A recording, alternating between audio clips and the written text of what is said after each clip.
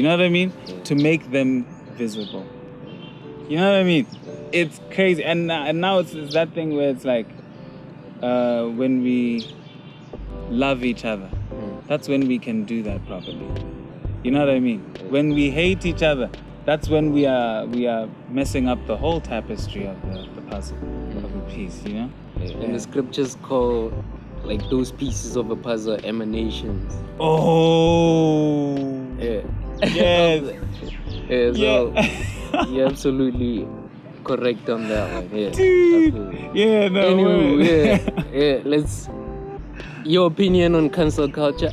Hey, cancel culture. Cancel culture must be cancelled. Now, and it's cancel culture is so, it's harsh. It's too harsh.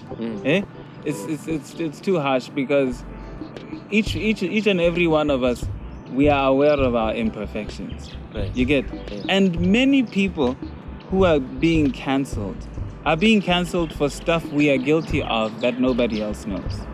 You know what I mean? It's just that one, that shit got out. You know what I mean? And then everybody knew. You know, and then now everybody's trying to, because cancel culture doesn't give space for somebody to become better, Right. to be better. Yeah. And the nature of what we are, mistakes are almost inherent in our nature. And mistakes are there for progress' sake. Because we don't come into this world already perfect, creating perfect houses and all that stuff. You first make a straw house, you see that it's weak against something, and then you think of the next material and you build. You get? We don't just cancel, you know, the 3 piggies, right? Remember the story of the 3 piggies? Yeah. We don't cancel these other 2 piggies just because the houses were blown away by the wolf. You get? And then we say, oh, this was the proper one. No. This is where it's just, we have to find compassion for the straw house and for the stick house. Right. You know what I mean? Yeah. And so actually, in fact, from this analogy of the 3 piggies, in this world, you'll find it's the one in the brick house is the one who usually wants to cancel the sticks and the straw. You know what I mean? So it's like the ones who are strong, they misunderstand that strength. You know what I mean? Because I believe you are strong to lift others up, but the one you are lifting also has a will of their own, same way you have a will of your own. You get? So it means as you're lifting this one, they must still have the freedom to do whatever they want to be doing. You know what I mean? Because just because you're lifting them up doesn't mean now they must dance to your tune, type of thing. So that's my views on cancel culture. It must really slacken, because it's really creating a lot of hypocrites in us, and we are not aware. Because we fall into the trap. It's easy to follow the crowd. Then now when you're in the crowd, you think you're standing for something. You won't see yourself messing up in the way you canceled the other person when you do. You know what I mean?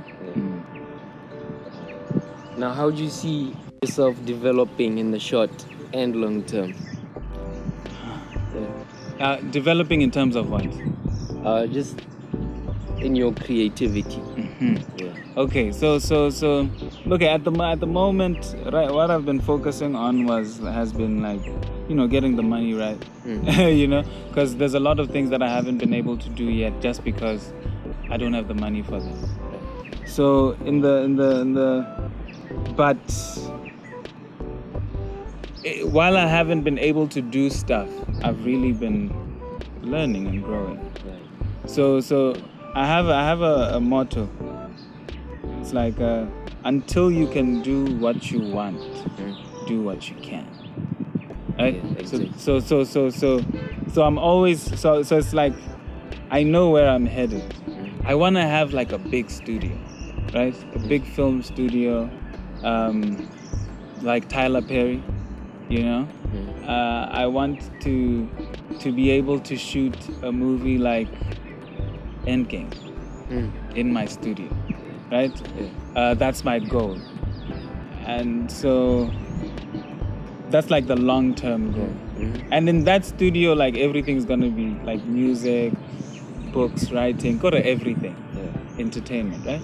So now, in the short term, I'm tightening the skills, all the little skills that I have. You get? So it's like while I can't publish yet, practicing the writing. You know what I mean? While I can't do something else, writing songs, I'm just you know, something amazing happened. I think it was last year. It was a personal realization, because for so long I'd just been creating stuff with no direction, not knowing where I was going. And then, but I kept uploading it to my YouTube channel. One day when I was just like, I don't know what I'm doing, I just went to my YouTube channel and then I clicked videos and then I saw everything. When I saw everything and the different things that I've done, I realized I had a body of work that was just amazing. You know what I mean? It shows like the different things that I can do. You know, even though somebody who gets there will be like, what is this guy about? They can look and see, oh, this guy is versatile. Exactly. You know what I mean? So it's like, that also helped me get clarity. I haven't been in one place. I've actually been moving. You know what I mean? So now I'm just more aware of that movement. And so now I'm deliberately, you know, honing myself and my vessel, you know, every skill that I have and all that. Dope. Now say there's a ministry of creative arts and entertainment in Boards, right? And you are the minister. What would your most vital mandate be? My most vital mandate, ne? It would be to get people onto that motto. Until I can do what I want, do what I can. And this is because I've been to some meetings where like creatives in the industry were meeting, ne? And then they were discussing about what's needed for us to thrive as creatives, right? And I noticed that what kept on coming up was people kept on saying the government must do this, government must do that. You know what I mean? And then so I was like, what I noticed was there was an unhealthy, in my opinion, an unhealthy dependence on government. Because today, just to where we are, government hasn't really helped the way we would like. You know what I mean? But what I've seen just in my personal capacity is that the little things that when I try to do something small, I can do it. And when I've done it, it's not nothing. It's an accomplishment. You get? And so now it's like, so my mandate would be, how do I get as many creatives believing in themselves enough to complete what they want to do, even in a small capacity? You get? Because just those little things that I've been able to finish have propelled me in ways I didn't know. Because there's also the butterfly effect, you know. Yeah, so yes. I think it's exactly what you're alluding to right now. Yeah. So yeah. You're right, because in fact now I would say my mandate would be this education, to impart this education to the people. Now this is before I'm using the resources to actually build stuff. You know what I mean? My first message would be to impart this one, to say, yo, those little things, while you're waiting for me to build this thing, just be working on these little things. You know what I mean? Because in fact, thank you for saying that, the butterfly effect, because that's now how many butterflies. You know what I mean? That's a ripple effect. You know what I'm saying? And that's going to be a tsunami immediately. You know what I mean? Yeah. So that would be like, that would be my approach, given like where we are. Yeah, so I know we talked about statistics earlier, right? Now, if you went all in the creative art space, what would you be doing? I'd be in some office somewhere analyzing people's companies and giving them advice on like feasible decisions, things that can be profitable. Yeah, that's what I would be doing. Or I would be looking for a job like that. Yeah, if I wasn't like being creative. Yeah, because actually these are the dreams I used to have when I was a kid of working in an office, and statistics, actually, it being what it is, that's the kind of role I would want to have in a company.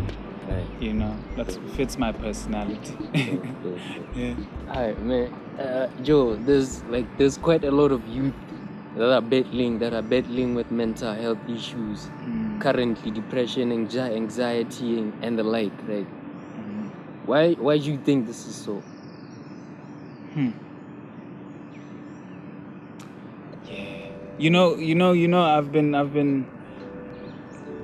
I was thinking the other time about how to raise a child. And then I thought the best education a child needs is emotional intelligence. And then it's almost, I feel like if you can get them emotionally intelligent, the other intellect will almost be automatic. I think today, the youth, we are dealing with a lot of these issues because we are not emotionally intelligent. We don't know our emotions a lot. Like, let me tell you, just recently I just really learned properly what a manipulative person looks like. And I'm 31. You know what I mean? And this is and it's like, there's some experiences that we go through in life and we feel some discomforts and we don't understand them. And then later on in life we understand. And then from that understanding we realize maybe we would have acted differently. It's that whole emotional stuff. And it's because our emotional education is so lacking that we are now grown. And we are expected to know the right thing because we are grown. But unfortunately, we can't control this feeling thing. And this feeling thing, sometimes it makes us do what will only make us feel right. And that's not always the right thing. And that causes problems. That again, some people are making mistakes that they don't understand why people won't let them continue doing them. Because they don't know any better. You know what I mean?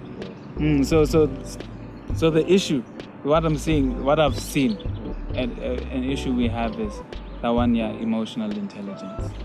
Yeah, we need that. So with that being said, what would your advice be to them? Listen to your feelings. Listen to your emotions. And by that, what I mean is,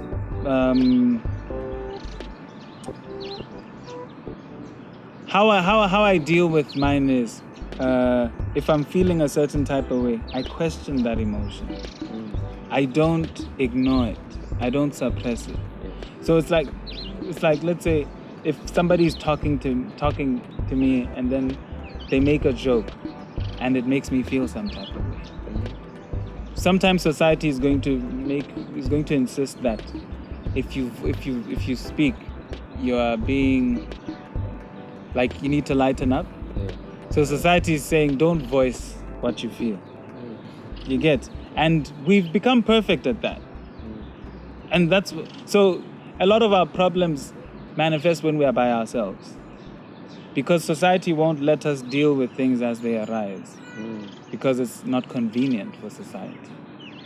So me, I would just say, trust your feelings. So it means if I'm talking to you and I'm making you feel negative, voice it out. Because you might find now I might change how I'm speaking. And then that will let you know, or maybe I was doing something. So really, my advice would be listen to your feelings. So it also means now with grown-ups, if a child tells you they're feeling some type of way, you want to listen to that too. You know what I mean? Because they know what they're feeling inside their body. We don't know we can't tell them how to feel. You know, so even us the same way, we must tell the world how the world is making us feel and not allow the world to tell us how we are feeling, how we should feel.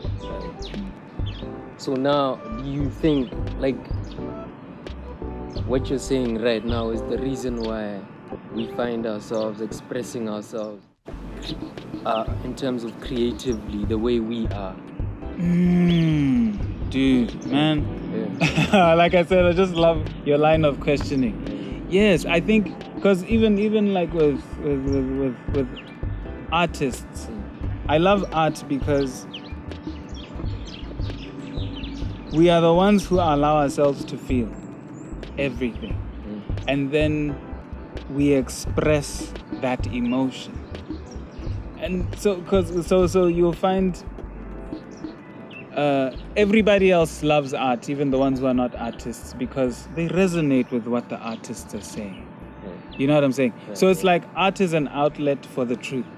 You know what I mean? That truth that is always being suppressed, that doesn't get its time to shine, to come out, you know? Where society's like, grow up. We don't have a stick up your ass. You know, that type of thing. It'll come out in a song. It'll come out in a poem, in a book. You know what I mean? That type of thing. So yeah, I agree. Cool. Now, where do we connect with you? Yes. On the social medias, HonestlyJustJo. That's like on Twitter, Instagram, Facebook. I think I have Snapchat. I'm not really active on there. And let's see what else. Yeah, that's about it.